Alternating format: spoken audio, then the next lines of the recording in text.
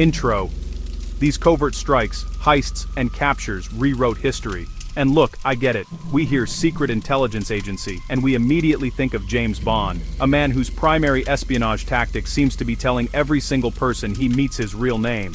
But in the real world, the shadows are where the game is played, and few play it with the terrifying efficiency and sheer audacity of Mossad, Israel's national intelligence agency. The name itself is Hebrew for the Institute, which sounds less like a den of spies and more like a place you'd go for a rather serious pottery class. But make no mistake, their work is anything but quaint.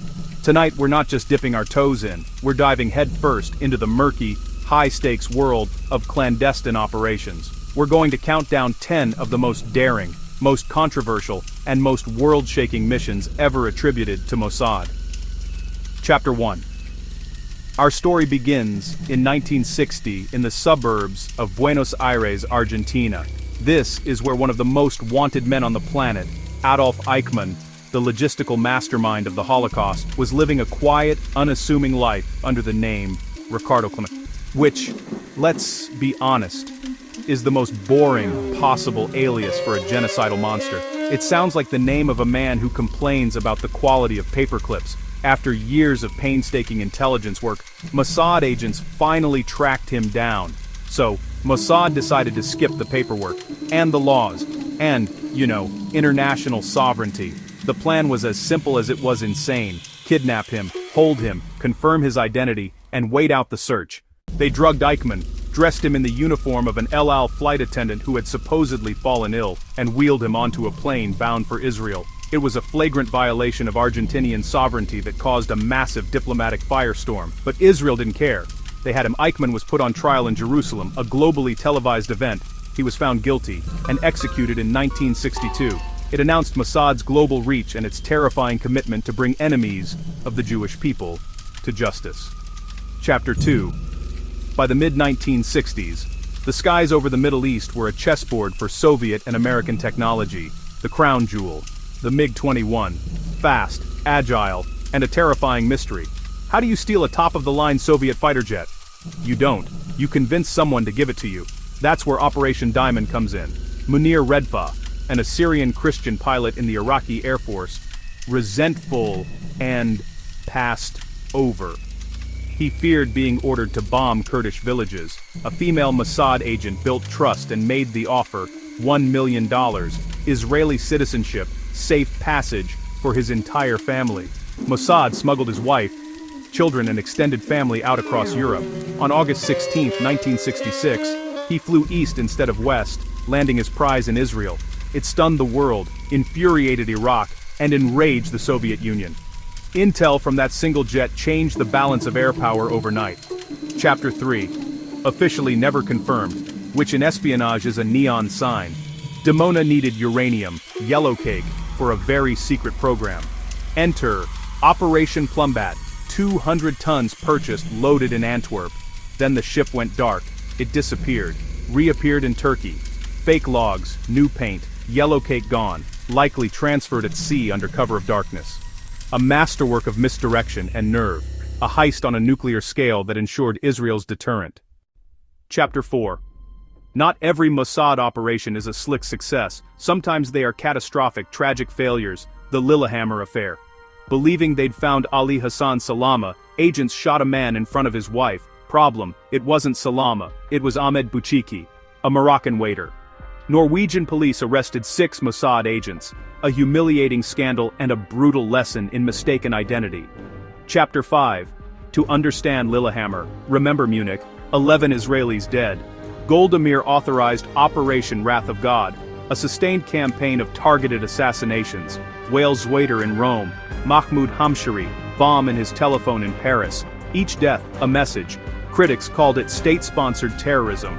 Supporters called it deterrence. It changed the rules. Preemptive extrajudicial strikes that echo today. Chapter 6.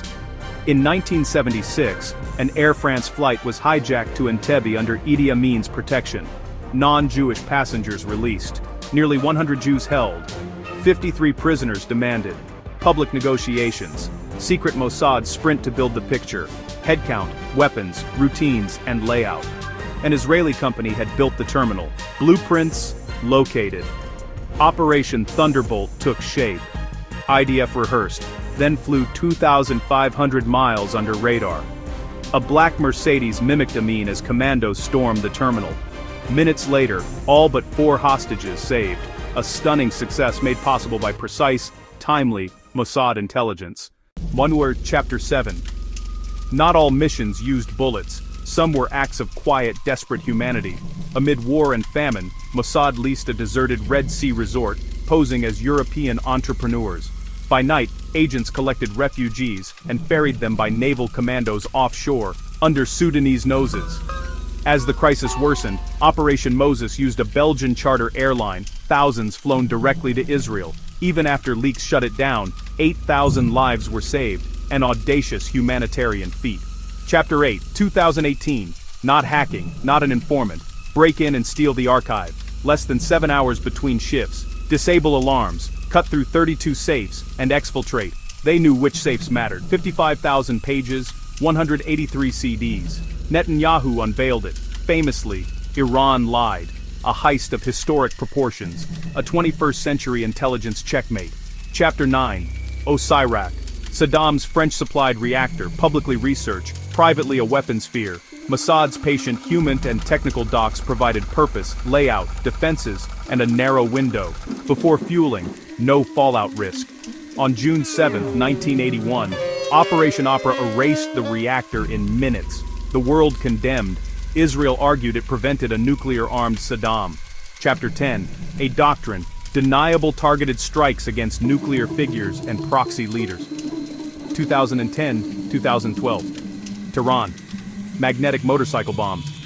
2008. Damascus. A car bomb so precise a nearby school was spared. 2020.